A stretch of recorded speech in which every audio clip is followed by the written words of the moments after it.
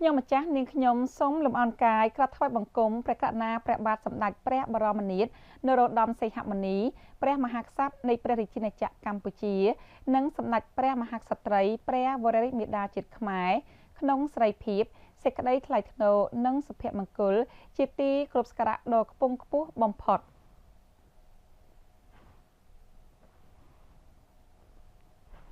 ខ្ញុំម្ចាស់នាងខ្ញុំសូមលំអរកាយក្រាបថ្វាយបង្គំសម្ដេចព្រះអង្គម្ចាស់ស្ត្រីទ្រង់ឯកឧត្តមលោកជំទាវលោកស្រីប្រិមត្តទូរទស្សនិកជនជាទីគោរពនិងជាទីមេត្រីលំដាប់តទៅនេះទូព្រះបង្គំជាខ្ញុំម្ចាស់សូមលំអរកាយក្រាបថ្វាយបង្គំស្ដេចយាងទតនិងទស្សនាព័ត៌មានព្រះរាជសកម្មភាពរបស់សម្ដេចព្រះមហាក្សត្រីព្រះវររាជមាតាជាតិខ្មែរជាទីគោរពសក្ការៈដ៏ខ្ពង់ខ្ពស់បំផុតនៃយើងដែលមានជាបន្តបន្ទាប់ដូចតទៅក្នុងឱកាសដែលសម្ដេចព្រះមហាក្សត្រីព្រះវររាជមាតាជាតិខ្មែរក្នុងសេរីភាពសេចក្តីថ្លៃថ្នូរនិងសុភមង្គលជាទីគោរពសក្ការៈដ៏ខ្ពង់ខ្ពស់បំផុតព្រះអង្គសពព្រះរាជហឫទ័យប្រោសព្រះរាជទានគណៈប្រតិភូសមាគមសហគ្រិនស្ត្រីកម្ពុជាចូលក្រាបថ្វាយបង្គំគាល់និងថ្វាយព្រះពរនៅព្រះរាជដំណាក់គុណថបុផាក្នុងព្រះបរមរាជវាំងមុនប្រោសព្រះរាជទាននៅព្រះរាជសវនកម្មដ៏វិសេសវិសាលនេះព្រះអង្គសពព្រះរាជហឫទ័យប្រោសព្រះរាជទានលោកជំទាវច័ន្ទភារីប្រធានសមាគមសហគ្រិនស្ត្រីកម្ពុជានិងគណៈប្រតិភូចូលក្រាបថ្វាយបង្គំថ្វាយគ្រឿងសក្ការៈបូជាថ្វាយព្រះបរមរូបព្រះករុណាព្រះមហាវីរក្សត្រព្រះវររាជបិតាជាតិខ្មែរព្រះបរមរតនកោដ្ឋជាទីគោរពសក្ការៈដ៏ខ្ពង់ខ្ពស់បំផុតគង់នៅខាងមុខឈៀងឦសាននៃព្រះរាជដំណាក់គុណថបុផាការថ្វាយគ្រឿងសក្ការៈបូជាចំពោះព្រះបរមរូបព្រះវិញ្ញាណក្ខន្ធព្រះករុណាព្រះមហាវីរក្សត្រព្រះវររាជបិតាជាតិខ្មែរព្រះបរមរតនកោដ្ឋជាទីគោរពសក្ការៈដ៏ខ្ពង់ខ្ពស់បំផុតក្នុងឱកាសនេះគឺជាការសម្ដែងនូវសេចក្តីចងចាំជានិច្ចគ្មានថ្ងៃបំភ្លេចបានថ្វាយចំពោះព្រះមហាករុណាធិគុណដ៏ធំធេងមិនអាចកាត់ថ្លៃបានរបស់ព្រះករុណាព្រះវររាជបិតាជាតិខ្មែរព្រះបរមរតនកោដ្ឋព្រះអង្គបានបំពេញព្រះរាជបេសកកម្មបម្រើជាតិមាតុភូមិនិងប្រជារាស្ត្រកម្ពុជាទទួលបាននូវឯករាជ្យបូរណភាពទឹកដីប្រកបដោយសេចក្តីសុខសន្តិភាពត្រជាក់ត្រជុំនិងមានការរីកចម្រើនរុងរឿងលើគ្រប់វិស័យតាំងពីសម័យសង្គមរាស្ត្រនិយមរហូតដល់ពេលបច្ចុប្បន្នក្នុងកម្មវិធីបន្តសម្ដេចព្រះមហាក្សត្រីព្រះវររាជមាតាជាតិខ្មែរ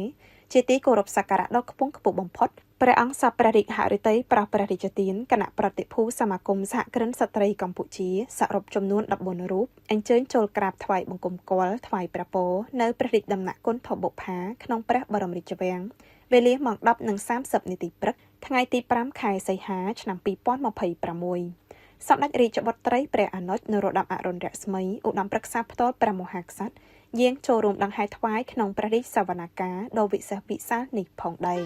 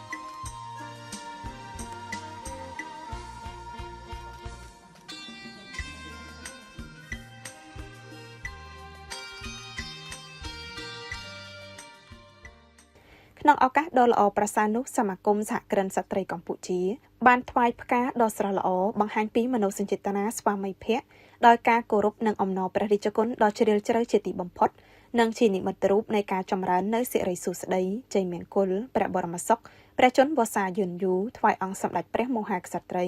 ព្រះវររាជមាតាជាតិខ្មែរជាទីគោរពសក្ការៈដ៏ខ្ពង់ខ្ពស់បំផុតជាមួយគ្នានេះ គណៈប្រតិភូសមាគមសហគ្រិនស្ត្រីកម្ពុជាបានថ្វាយដង្វាយវត្ថុអនុស្សាវរីយ៍មានសម្ពុតហូលសៀវភៅសវគ្គ4ស្ដីអំពីសហគ្រិនស្ត្រីកម្ពុជាឆ្ពោះទៅរកកំណើនសេដ្ឋកិច្ចប្រកបដោយបរិយាបន្ននិងចីរភាពនិងផលិតផលក្នុងស្រុកមួយចំនួនថ្វាយសម្ដេចព្រះមហាក្សត្រីព្រះវររាជមាតាជាតិខ្មែរជាទីគោរពសក្ការៈដ៏ខ្ពង់ខ្ពស់បំផុតក្នុងឱកាសនោះគណៈប្រតិភូសមាគមសហគ្រិនស្ត្រីកម្ពុជាក៏បានថ្វាយនៅដង្វាយមានជាក្រមាចំនួន 1000 សារ៉ុងចំនួន 1000 មីកញ្ចប់ចំនួន 500 កេសតូចសាប៊ូស្ពៃដោះខ្លួននិងកក់សក់ចំនួន 20 កេសដើម្បីចូលរួមថ្វាយនៅព្រះរាជសកម្មភាពមនុស្សធម៌ដ៏ឧត្តមឧត្តមរបស់ព្រះអង្គផងដែរសម្ដេចព្រះមហាក្សត្រីព្រះវររាជមាតាជាតិខ្មែរជាទីគោរពសក្ការៈដ៏ខ្ពង់ខ្ពស់បំផុតព្រះអង្គសពព្រះរាជហឫទ័យប្រោសព្រះរាជទានវត្ថុអនុស្សាវរីយ៍ដ៏មានតម្លៃខ្ពង់ខ្ពស់ជូនគណៈប្រតិភូសមាគមសហគ្រិនស្ត្រីកម្ពុជាទទួលបានព្រះរាជសង្ហាអមព្រះបរមឆាយាល័ក្ខណ៍សម្ដេចព្រះមហាក្សត្រីព្រះវររាជមាតាជាតិខ្មែរក្នុងឱកាសព្រះរាជពិធីបុណ្យចម្រើនព្រះជន្មវស្សាគម្រប់90ព្រះវស្សាយាងចូល91ព្រះវស្សា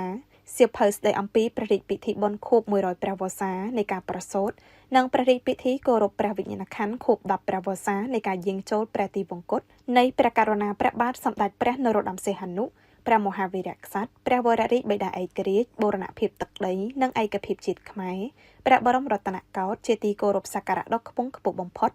សៀវភៅស្ដីអំពីសាក្សីប្រវត្តិសាស្ត្រនៃព្រះរាជសកម្មភាពព្រះករុណាព្រះបាទសម្ដេចព្រះនរោត្តមសីហនុក្នុងព្រះរាជកិច្ចបម្រើជាតិដ៏ឧត្តមឧត្តមរបស់ព្រះអង្គចាប់ពីខែកុម្ភៈដល់ខែមិនិនាឆ្នាំ1973សៀវភៅស្ដីអំពីមហាព្រឹត្តិការណ៍ជាប្រវត្តិសាស្ត្រក្នុងរយៈពេលពេញមួយព្រះជន្មសម្ដេចព្រះមហាក្សត្រី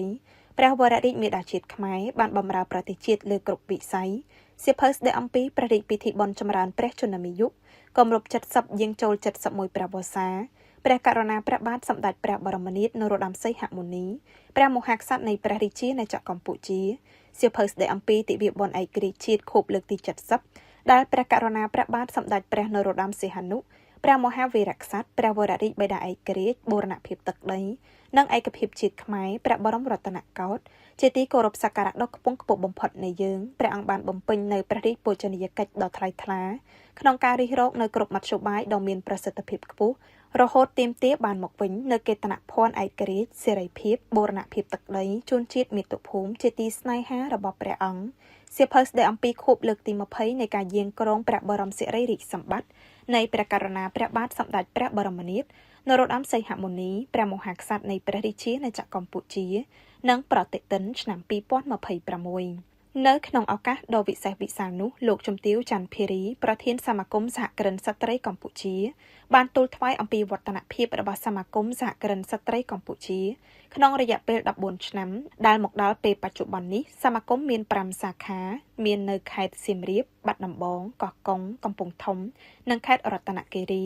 ដែលមានសមាជិកជាសហគ្រិនស្ត្រីសុទ្ធជាង 1000 នាក់ទស្សនវិស័យរបស់សមាគមគឺការបន្តពង្រឹងខ្លួនជាសមាគមដែលដឹកនាំដោយស្ត្រីសកម្មមួយក្នុងការគាំទ្រនិងលើកទឹកចិត្តដល់អាជីវកម្មដែលមានសហគ្រិនស្ត្រីជាម្ចាស់និងអាជីវកម្មដែលដឹកនាំដោយស្ត្រីកសាងចំនួនសហគ្រិនស្ត្រីជោគជ័យឲ្យបានច្រើនដើម្បីជះឥទ្ធិពលវិជ្ជមានដល់សេដ្ឋកិច្ចគ្រួសារនិងសេដ្ឋកិច្ចជាតិកម្ពុជាបេសកកម្មរបស់សមាគមគឺចូលរួមជំរុញលើកកម្ពស់ភាពជាអ្នកដឹកនាំការកសាងសមត្ថភាពក្នុងការគ្រប់គ្រងដឹកនាំអាជីវកម្មរបស់សហគ្រិនស្ត្រីដោយមានការជួយជ្រោមជ្រែងដល់សហគ្រាសទាំងខ្នាតមីក្រូតូចនិងមធ្យមដើម្បីឆ្លើយតបក្នុងការជួយដោះស្រាយនៅបញ្ហាប្រឈមរបស់សហគ្រិនស្ត្រីក្រុមប្រឹក្សាភិបាលអាណត្តិទី5បានដាក់ចេញនៅផែនការយុទ្ធសាស្ត្រដោយផ្ដោតលើសសរស្តម្ភចំនួន5 We Share, We Academy, We Talk, We Market Hub, We Financial Hub និងបានបង្កើតគណៈកម្មាធិការចំនួន10ដែលក្នុងនោះមានគណៈកម្មាធិការសមាជិកភាពគណៈកម្មាធិការអភិវឌ្ឍសមត្ថភាពគណៈកម្មាធិការបណ្ដាញធុរកិច្ចគណៈកម្មាធិការរៀបចំព្រឹត្តិការណ៍គណៈកម្មាធិការ Digital and Technology គណៈកម្មាធិការបញ្ចុះបញ្ចូលស្វែងរកមតិគាំទ្រគណៈកម្មាធិការនវានុវត្តន៍ទីផ្សារគណៈកម្មាធិការស្វែងរកហិរញ្ញប្បទានគណៈកម្មាធិការផ្សព្វផ្សាយព័ត៌មាននិងគណៈកម្មាធិការពង្រឹងនិងពង្រីកសាខាលទ្ធផលជាគោលដៅនៅក្នុងអាណត្តិទី5គឺ1ចំនួនសហគ្រិនស្ត្រីដែលទទួលបានការបណ្ដុះបណ្ដាលចំនួន200លទ្ធផលជាគោលដៅនៅក្នុងអាណត្តិទី5គឺ1ចំនួនសហគ្រិនស្ត្រីដែលទទួលបានការបណ្ដុះបណ្ដាលចំនួន200នាក់ 2យ៉ាងតិច 60% នៃសមាជិកបានចូលរួមកម្មវិធីបង្កើតបណ្ដាញនិងការចូលរួមសិក្ខាសាលានានា 3 សហគ្រិនស្ត្រីនឹងទទួលបានការអភិវឌ្ឍអាជីវកម្មរបស់ខ្លួនចេញពីក្រៅប្រព័ន្ធមកចូលជាប្រព័ន្ធ 4 សមាជិកសហគ្រិនស្ត្រីនឹងទទួលបានហិរញ្ញប្បទានក្នុងលក្ខខណ្ឌល្អ 5 សំឡេងនិងបញ្ហាប្រឈមរបស់សហគ្រិនស្ត្រីត្រូវបានស្ដាប់និងយកចិត្តទុកដាក់ពីរាជរដ្ឋាភិបាលនិងទទួលបានដំណោះស្រាយនិងការលើកទឹកចិត្ត ឆ្លៀតក្នុងឱកាសដ៏ឧត្តមឧត្តមនេះសមាគមសហគ្រិនស្ត្រីកម្ពុជាសូមលើកហាត់ប្រណម្យបួងសួងដល់គុណបុណ្យព្រះរតនត្រ័យគុណកែវទាំង3វត្ថុស័ក្តិសិទ្ធិទាំងឡាយក្នុងលោកបារមីព្រះវិញ្ញាណក្ខន្ធព្រះវររាជបិតាជាតិខ្មែរព្រះបរមរតនកោដ្ឋនិងទេវតាគ្រងរក្សាព្រះរាជាណាចក្រកម្ពុជា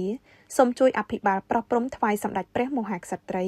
ព្រះវររាជមាតាជាតិខ្មែរសូមព្រះអង្គមានព្រះរាជសុខភាពល្អបរិបូរណ៍ព្រះកាយពលមាំមួន ព្រះបញ្ញាញាណភ្លឺថ្លានិងព្រះជន្មាយុយឺនយូរជាង100ព្រះវស្សាដើម្បីគង់ប្រថាប់ជាម្លប់ដ៏ត្រជាក់ត្រជុំដល់ប្រជារាស្ត្រជាកូនចៅទូតរបស់ព្រះអង្គជាដរាបតរៀងទៅ